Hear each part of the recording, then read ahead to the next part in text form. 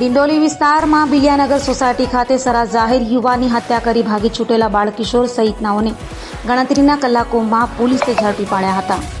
સુરતના ડિંડોલી ખાતે આવેલ બિલિયાનગર સોસાયટીમાં વિશાલ ઉર્ફે અતુલ સોની નામના યુવાનની સરા જાહેર હત્યા કરાઈ હતી, જેની જાણ થતાં તાત્કાલિક પોલીસ કાફલો સ્થળે દોડી ગયો હતો અને લાશનો કબજો લઈ તપાસ શરૂ કરી હતી, જેમાં અંગત અદાવતમાં હત્યા કરાઈ હોવાનું સામે આવ્યું હતું. તો હત્યા કરનાર મુકેશ મીર, ગોપાલ મીર, આનંદ ઉર્ફે કાલુપુરે યાદવ, અભિષેક ઉર્ફે કાલિયા પાઠ અને કાયદાના સંઘર્ષમાં આવેલા બાળકિશોરે મૃતક સાથે બોલાચાલી ઝઘડો થતાં તેની હત્યા કરી હોવાની કબૂલાત કરી હતી. હાલ તો પોલીસે 3 હત્યારાઓ આનંદ ઉર્ફે કાલુપુરે, રમાશંકર યાદવ, અભિષેક ઉર્ફે કાલિયા, અખિલેશ પાઠક, મુકેશ ભનુભાઈ મેર તથા અન્ય એક બાળકિશોરને ઝડપી પાડી સળિયા પાછળ ધકેલી દીધા છે. હત્યાનો બનાવ હતો, આરોપીઓ પકડાઈ ગયા છે. શું છે મામલો? ડિંડોલી પોલીસ સ્ટેશન વિસ્તારમાં ગઈકાલે નવાગામ એરિયામાં એક ઘટના બની હતી. આ ઘટનામાં હત્યાનો બનાવ બન્યો હતો. આ હત્યામાં ભોગ બનનાર તરીકે અતુલભાઈ સોની કરીને એક વ્યક્તિ છે, એનું મૃત્યુ થયું હતું.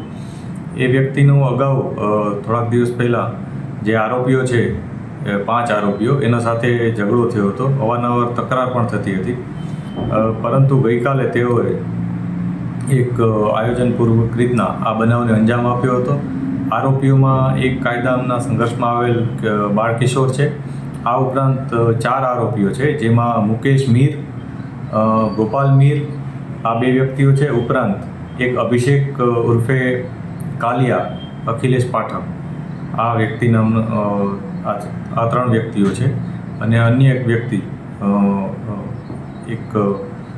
વ્યક્તિનું પણ આમાં નામ આવે છે. આ 4 વ્યક્તિઓ મળી અને જે કાયદાના સંઘર્ષમાં આવેલ વ્યક્તિ છે અને એ 5 જણાએ મળીને આ બનાવને અંજામ આપ્યો હતો. પોલીસે આ બનાવ અનુસંધાને IPC 302, 143 વગેરે મુજબની કલમો ઉમેરી અને ગુનો દાખલ કર્યો છે.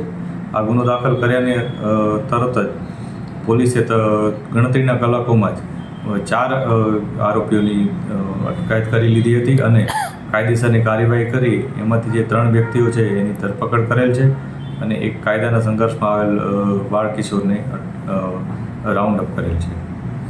સાહેબ, આ લોકો કઈ જગ્યા ભાગ્યા હતા અને પોલીસે કઈ મહેનત કરીને આ લોકોને પકડ્યા છે? આ લોકો પોલીસને ઇન્ફોર્મેશન જે મળી હતી એ મુજબ એ લોકો જે ડિંડોલી પોલીસ સ્ટેશન વિસ્તાર છે એનાથી બહારના એરિયામાં જતા રહ્યા હતા. પોલીસે તત્કાલ એમનું પોતાના સોર્સ મારફત ઇન્ફોર્મેશન મેળવી અને આરોપીઓ સુધી પહોંચી ગયા હતા અને પહોંચીને તત્કાલ તેઓને રાઉન્ડ અપ કરી અને લઈ આવ્યા હતા. એકવાર એ લોકોનું આઈડેન્ટિટી વેરીફાઈ કરી હતી, એમનું જે બીજી ડિટેલ્સ છે એ વેરીફાઈ કરી હતી અને ત્યારબાદ તેઓની ધરપકડ કરી હતી.